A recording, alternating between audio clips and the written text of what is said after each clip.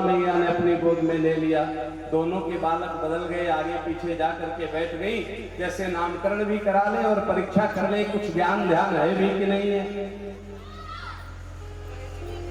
ये दो नाम महामाचार्या ख्यातश्च भुवि सर्वथा सुतं मया संस्कृतं ते मन्यते देवकी सुतं।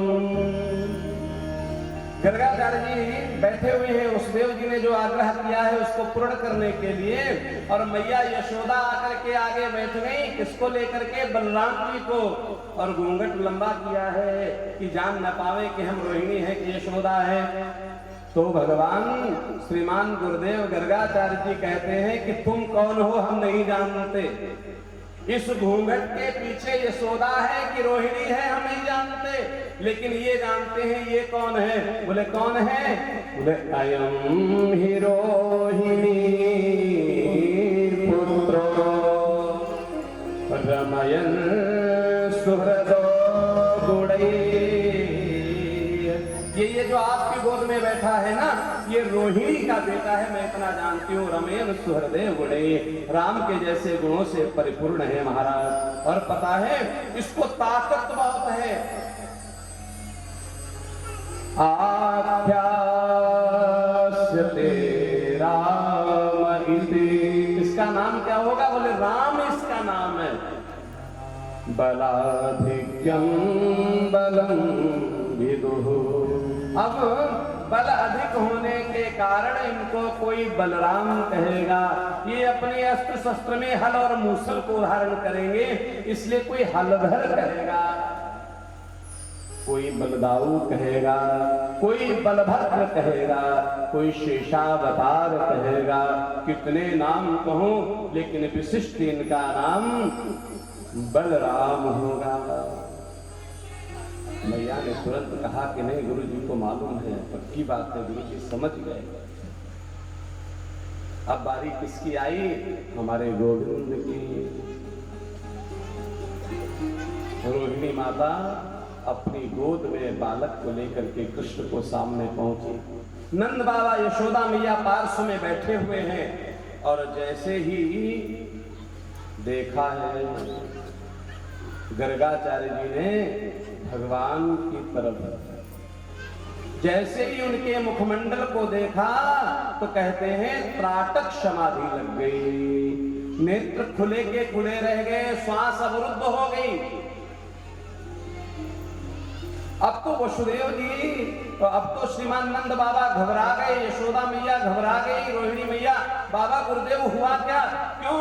अभी तो सब कुछ ठीक था, श्वास भी बंद हो गई, नेत्र भी खुले के खुले। अब आगे से हाथ करते रहे, बाबा क्या हुआ? कोई जवाब नहीं दे रहे हैं। क्यों? क्योंकि ठाकुर के दर्शन करते ही समाधिस्थ हो गए हैं। ये कितना अहोभाग्य हमारा कि जो जगत का नामी है उसको नाम देने का श्रेय हमको मिल रहा है।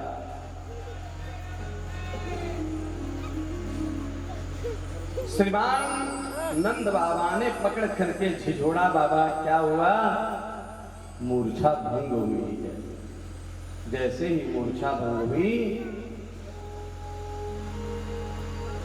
मन ही मन ठाकुर जी को प्रणाम किया और कह रहे हैं, ये लाला पता है, आसन वर्णास्त्रयो हास्य ग्रहतो न योगम तनु।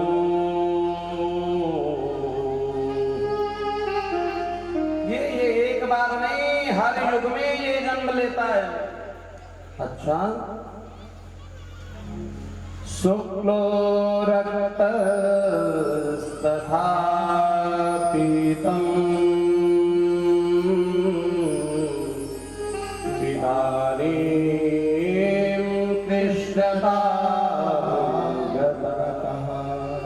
कभी वामन के रूप में सतयुग में ये श्वेत बन करके आता है, गौर वर्ण बन करके आता है। कभी क्रोधावतार नृसिंह का होता है तो रक्त वर्ण का बन करके आ जाता है। शुक्लो रक्तस्तथा कभी राघवेंद्र सरकार का जब स्वरूप होता है तो जैसे स्वर्णमय स्वरूप हो ऐसा स्वरूप धारण करके आता है।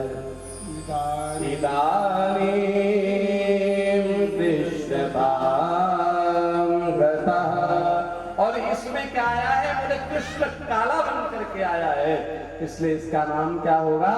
बोले श्री कृष्ण। बोले श्री कृष्ण चंद्र भगवान की जय हो। बोले बाल कन्हैया लाल की। और कोई इसको गोविंद कहेगा, कोई गोपाल कहेगा, कोई नटवर कहेगा, कोई नंदलाल कहेगा, कोई यशोदा नंदन कहेगा, कोई नंद नंदन कहेगा। कितने नाम कहूं, हजारों हजार नाम होंगे। अब महाराज मैया ने कहा ये तो आपने नाम बता दिए, जरा गुण बता दो। तो बोले इनके गुणों की मैं क्या कहूं, ये तो गुणों की खान है। बोले ये लाला कैसा मानव होगा, कैसा मनुष्य होगा। देखिए जन्म होने के बाद हम पशु की श्रेणी में चले गए, दानव की श्रेणी में चले गए, मानव की श्रेणी में चले गए। बोले इसके गुण मानवीय गुण तो होंगे। तब लगा गर्गाचार्य जी को कि सही बात बता दूं क्या? और ठाकुर जी की तरफ देख करके बोले अरे देवी आपको पता है ये तो साक्षात भगवान पूरी बात कर नहीं पाए थे। ठाकुर जी ने आंख दिखा दी, गुरुदेव गड़बड़ करते क्या? अगर अभी मैया से आपने कहा कि मैं साक्षात भगवान का अवतार हूं तो मैया अभी मुझे उठाएगी और घर में एक छोटी सी अलमारी होगी और जा करके उसमें बिठा देगी। और हम यहाँ क्यों आए हैं? यहाँ खेलने आए हैं, रास करने आए हैं, माखन चोरी करने आए हैं। और हम लोगों का है भी गुण यही, घर बनेगा बड़ा विशाल, उसके बाद जीने के नीचे छोटा सा मंदिर निकाल देंगे। अगर बहुत अभाव है, बड़ी अव्यवस्था है, तब तो फिर ठीक है, जहां भी जगह ठाकुर ने दी है। लेकिन महाराज बहुत विशाल घर है, फिर जीने के लिए ठाकुर जी जिससे बार बार चरण से चढ़ करके जाते हो, बार बार ठाकुर जी तुम्हारे पैरों। आपको पता है हर मंदिर में गुंबद क्यों होता है? जरा सनातन में बुद्धि लगाओ। हम सिर्फ खाने पीने पहनने में बुद्धि लगा रहे हैं। हम अपने सामने वाला है उससे बड़े कैसे दिखे, उससे बुद्धि लगाते लगाते सनातन धर्म में कितना नीचे पायदान में हम खिसक गए, हमने ध्यान ही नहीं दिया। हमारा सनातन धर्म कहता है कि मंदिर का जो गुंबद इसलिए बनाते हैं कि अनायास गलती से भी कोई पैर उनके ऊपर यानी चरण से चढ़ करके कोई मंदिर के गर्भगृह के ऊपर ना चला जाए, इसलिए उसको गोल गुंबद बनाते हैं। फिर कोई आकाशीय बिजली इत्यादि का प्रभाव उस मंदिर पर ना पड़े, इसलिए उसके ऊपर हम पीतल के घट लगा करके त्रिशूल की स्थापना करते हैं, जो उस महाराज आकाशीय बिजली को अर्थ करके उस मंदिर को सुरक्षित रखे। यानी मंदिर बनाते हैं, चरण न जाए इसके लिए गुंबद बनाते हैं। और घर में जो मंदिर बनाते हैं, जीने के नीचे 100 बार जूते चप्पल पहन करके उस जीने से हमारा जाना होता है। सोचो जरा, कल्पना करो कितना कितना हम कलुषित कार्य करते हैं।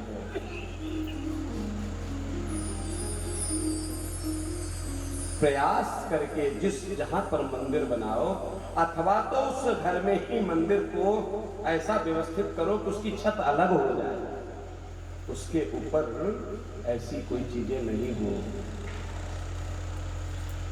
तो भगवान क्या कहते हैं, मैया क्या करेगी? मुझे अलमारी में बिठा देगी और हमको खाना है ढेर सारा मक्खन दूध दही घी। और ये क्या करेंगे? बोले 5 ग्राम मिश्री के दाने, अगर खुद को शुगर है तो कहो 2 ही दाने रखें। क्यों? क्योंकि जितना भोग लगाएंगे उतना खाना पड़ेगा, इसलिए अपना चिंतन पहले है कि हमें क्या खाना है। 2 दाने मिश्री के और उसके बाद इतनी मोटी धूप बत्ती